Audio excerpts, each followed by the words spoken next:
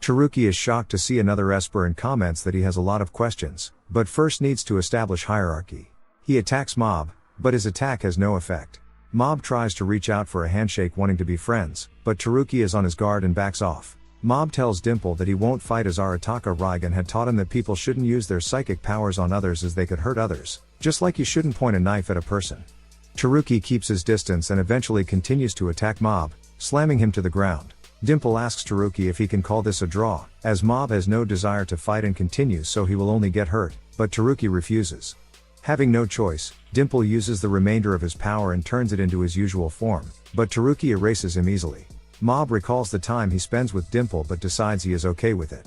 As Taruki keeps calling him insignificant and that he won't achieve anything, Mob recalls how Dimple was encouraging him all the time, telling him he could be great, and tells Taruki that thinking about it. Dimple was an okay guy and a better person than Taruki. Taruki decides to fight him using his full power and starts slamming Mob into the ground and the school building. I'll teach you to underestimate my power!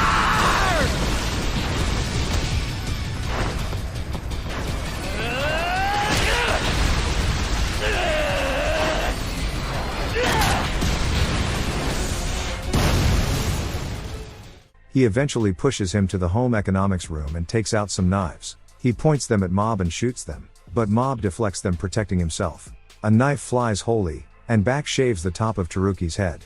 Taruki gets angry, turns his tie into a sword, and starts attacking Mob, who keeps protecting himself. Mob explains that he won't use his powers, doesn't want to hurt him, and that he figured that Taruki is a loser like him. If he doesn't use his powers, he will have nothing and be just like Mob. Taruki gets angry, stating they are different, and gets close and starts choking Mob, blaming him for taking his world from him, where he was super popular. Mob still refuses to use his powers and starts lightly punching Taruki, recalling a time he used his powers that hurt his bullies and brother. Mob eventually passes out, and Taruki decides to leave, but at that moment, Mob rises as his emotion has reached.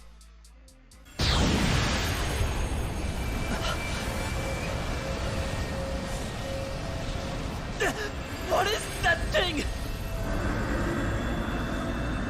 Do you finally feel like fighting? Taruki is happy that he finally decides to fight, but Mob easily breaks Taruki's barrier.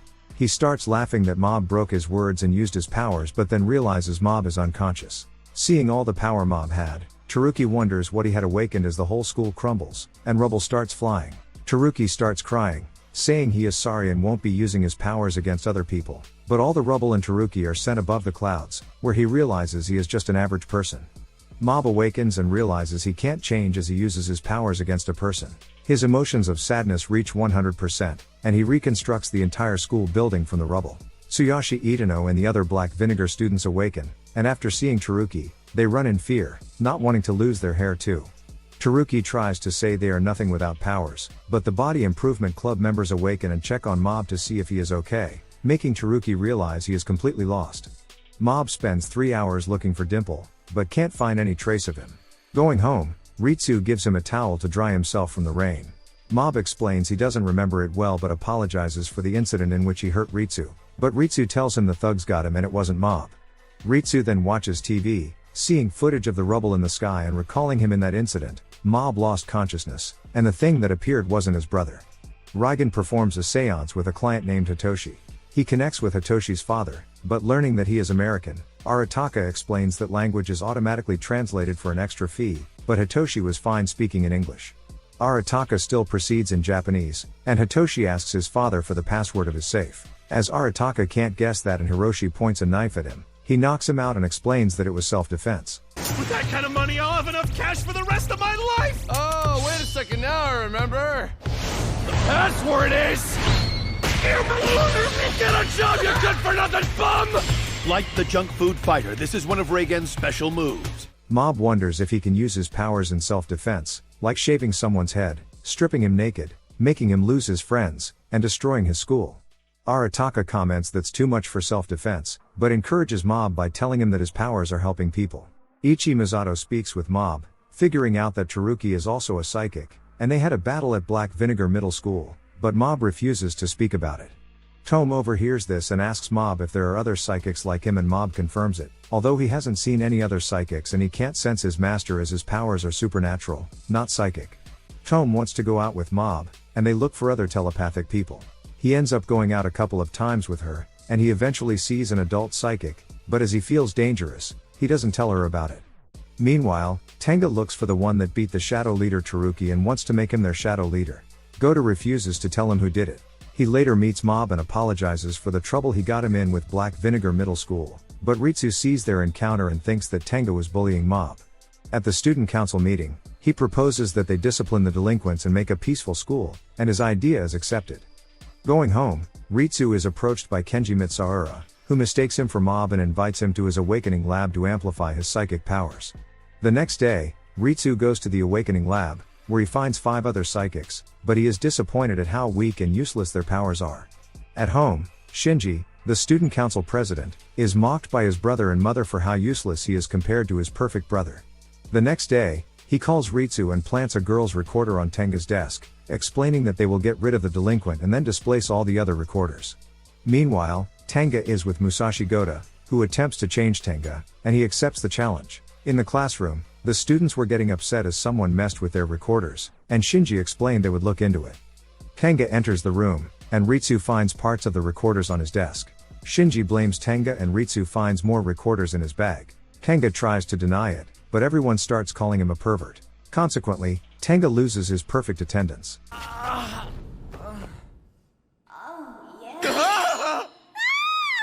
Get away from me, you pervert! On this day, after 2 years of hard work and dedication, Tenga Onigawara's perfect attendance record was finally broken. At the awakening lab, Ritsu recalls how Shinji laughs seeing Tenga's face in that situation. He gets frustrated at himself for doing that and leaves, saying he doesn't have psychic powers. He meets Arataka Reigen, who explains he will exorcise a spirit and asks Ritsu if he wants to come too, but Ritsu tells him he doesn't have psychic powers like his older brother. Kenji sees the spoon Ritsu threw twisted and realizes he has psychic powers. Reaching home, Ritsu sees Dimple and wonders what he is. The rumors of white tea poison defeating the shadow leader Taruki spread, and gang leaders from various schools decide to take him on. Meanwhile, Ritsu is surprised to see Dimple, who explains how he managed to come back, but he is much weaker now and can't even enter the house. Dimple explains that since Ritsu can see him, he has psychic powers and wants to team up with him to make him stronger than Mob. He manages to trick him and let him enter Ritsu's body, but in such a weak state, he cannot control Ritsu. With Dimple controlling the output, Ritsu uses his psychic powers, and his strength grows. At school, Shinju and Ritsu keep framing delinquents for stealing and being perverts. One day, a few of them face Ritsu, knowing that he framed them, but using Dimple's help, Ritsu efficiently manages to defeat them with psychic powers. Taruki shows up, saying that he reminds him of his old self. Dimple tries to tell Ritsu to run, but wanting to test himself, Ritsu decides to take on Taruki, but in an instant, realizes he is weaker than him. Awakening lab. I want to size up our powers. Ritsu, you idiot! Don't do it! Why, thank you for the handshake. I'm Taruki Hanazawa. Pleasure. Don't try to fight him! Let go now! Having trouble standing, are you? You're so young. As the wind blows, Taruki grabs his wig to hold it as Ritsu and Dimple see an opportunity to escape. A woman invites Mob to show him an expensive vase but tricks him into breaking it and then, along with her friend, demands Mob pay its full price.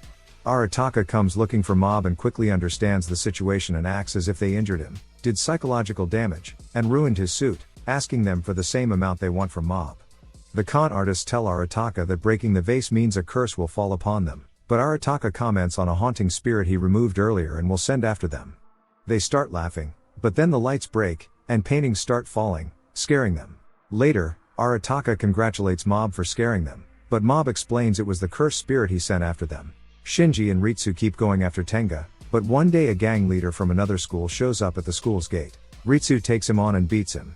While going home, Shinji gets beaten by different gang members, wondering if he was white tea poison. As he gets beaten the next day, Shinji also stops attending school. One day, Ritsu gets surrounded by multiple gangs wondering if he was white tea poison. Taruki sees them and realizes Ritsu is pretending to be Mob, so he goes to call him. Meanwhile, another man sees the upcoming fight, commenting that he found him, and decides to watch the fight first. Ritsu takes on all of the gang members and easily beats them. As he finishes them, Mob shows up, asking Ritsu what he is doing. Taruki finds Mob and brings him to Ritsu, who has been using his name. Still, as he learns Ritsu is his brother, Taruki decides to leave and not watch the brothers fight.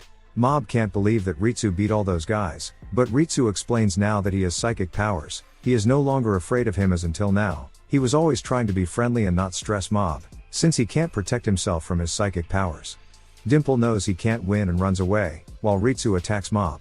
Seeing him using his powers, Mob congratulates him. Mob goes and apologizes to the beaten guys, who asked him to grovel, and he does. Yusuke had broken into Awakening Lab and obtained info on Shigeo Kageyama, who they believe to be Ritsu, and had sent Koyama after him. As Megumu confirms that Shigeo is in front of him, he goes and attacks Ritsu. Megumu proceeds to beat everyone up and make them grovel before him. Megumu attempts to leave with Ritsu.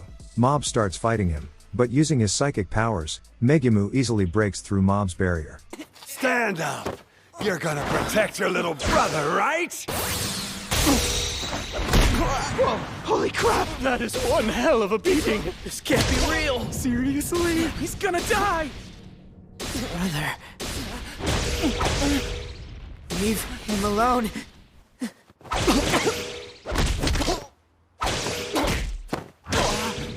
Stop hurting him, please! He starts beating him badly, and Ritsu attempts to stop him, but he also gets beaten.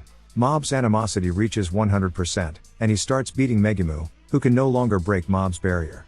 Megumu still stands and uses his Trump ability Energy Bomb, but that still has little effect on Mob. The gangs realize that Mob is the white tea poison and start cheering for him. Damn it! What's with this brat?